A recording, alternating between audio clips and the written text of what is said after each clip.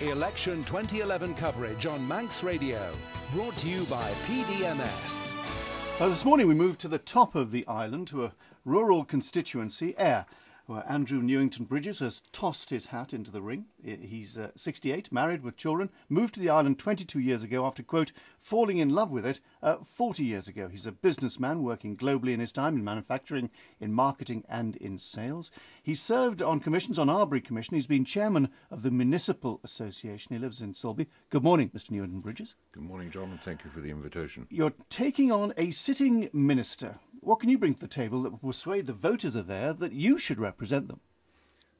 I think we've witnessed, not just with, I don't want to bring this down to personalities, but we've witnessed a very poor performance on our negotiation internationally. Well, that is bringing it to personalities, because you're criticising the current Council of Ministers. Yes, but not individually personal, John. Right. But as far as representation of the island is concerned across the water, how do you think the government has been dealing with the UK? I fear that we brought in the ministerial system that we could then go and negotiate at ministerial level, so a minister could speak to a minister. And I fear too often that that isn't happening. We are actually still being palmed off. We're dealing with senior civil servants. Now, I know the Humphrey type operation. It is difficult to get to the ministers, isn't it? I mean, would you be able to? Would you see yourself as a person who could thump the table enough until a minister came into the room and talked to you? If they want to negotiate and don't want to dictate, and I suspect there's been very much more dictatorial attitude than actually negotiation, but if they want to negotiate, then surely you have a right to who you will negotiate with.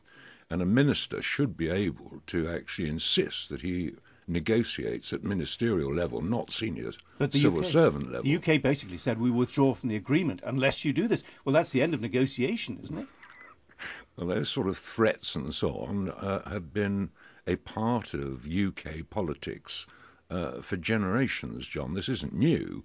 They have treated in the times of colonies, and I know that dates me somewhat to talk about the colonies, but they did exactly the same thing to the colonies years ago, and it's not without significance that they frequently used the time of a general election in those colonies to drop a bombshell.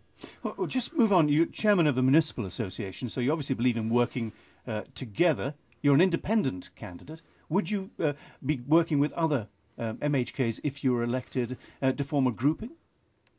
Would you see advantage in that? Like-minded people should always work together. And what is so often missing at the moment is the lack of debate, or at least it comes across as a lack of debate, and too much is being decided almost behind closed doors. And those closed doors, I mean, one talks about the Council of Manx Ministers. government Closed doors, yes. So you'd like to see more out in the open? I mean, we've heard about this accountability, which is a word that everybody throws about. Would you agree with that? Yes, I mean, total accountability of the individual, but more debate, John, so that actually matters aren't being decided, as I say, behind closed doors. Freedom of information that we were promised for the whole of the course of the last government, it's an absolute tragedy that hasn't been introduced, or a token introduction at a time when it was well known it could never actually go through. You say we often do nothing to prevent or restrict the import of bad ideas. Can you give us an example of one of these importations?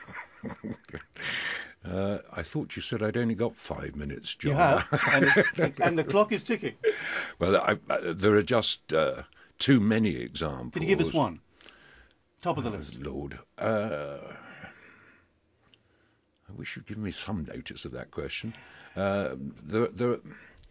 When we look at legislation that comes through, I'm told now that the weight of legislation means that papers that are given to our current MHKs don't even get opened because there's just too much to look at.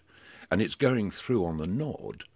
And that legislation includes a whole lot. I was talking to a farmer recently who said he had a room in his house just for the directives that come out of Europe, And if he actually read any of those directives and so on, he'd never get round to What can we doing do any about that? farming. Because we don't read the directives. Some things can slip through. Well, one of your colleagues asked me the question of how do we cope with this situation as opposed to Europe.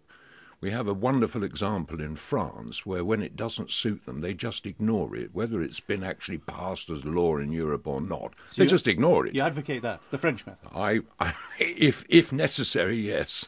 Mr. Andrew-Newington-Bridges, standing in the constituency there, thank you for joining us this morning. It's 8 o'clock.